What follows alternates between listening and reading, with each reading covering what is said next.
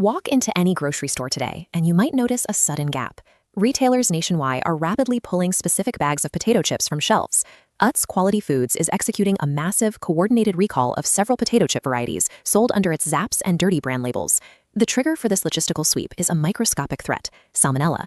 It is an organism that causes severe gastrointestinal distress. For young children, older adults, and anyone with a weakened immune system, the infection carries a risk of being fatal. The operation is playing out under the regulatory oversight of the U.S. Food and Drug Administration, but a closer read of the agency's notice reveals a critical detail.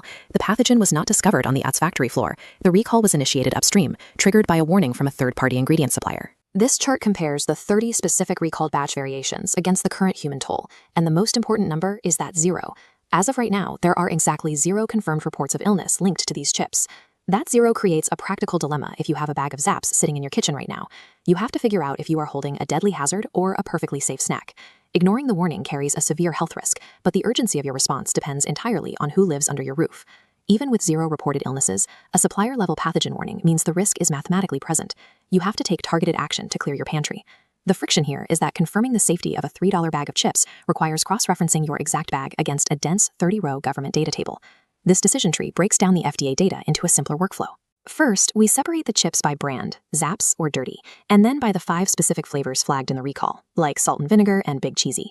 If the bag in your hand is not Bayou Blackened Ranch, salt and vinegar, Big Cheesy, Maui onion, or sour cream and onion, you can stop right here. Your chips are safe. If you do have one of those 5 flavors, you need to flip the bag over and find the 11-digit UPC code printed near the barcode. Next, locate the specific batch code stamped on the foil, which tells us exactly when and where the chips were manufactured. Finally, check the best by date. If your bag lists late July or August of 2026 and the numbers match the FDA list, you have a recalled product. Squinting at tiny alphanumeric print on a crinkled foil bag is annoying, but it is the only definitive way to guarantee the food inside won't make you sick.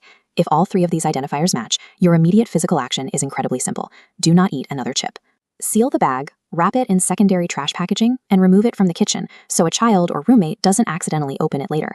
Taking 2 minutes to execute this granular verification process keeps dangerous bacteria out of your household while ensuring you don't throw away perfectly good food out of an abundance of panic. Looking at the list of affected flavors reveals a logical disconnect. You would not normally expect a dairy pathogen warning on a bag of Maui onion chips. The source of the contamination cascade is a single hidden ingredient, dry milk powder. In industrial food manufacturing, ingredients will often bleed across product lines, surface to physically stick to the fried potato. This additive process happens on a massive industrial scale, entirely bypassing our standard assumptions about what goes into a dairy-free recipe. You cannot rely on the marketing name printed on the front of a processed food package to accurately tell you its safety profile. Once you establish your chips contain that compromised milk powder, you face an administrative trade-off to make yourself whole. The FDA advises consumers to throw the chips away, meaning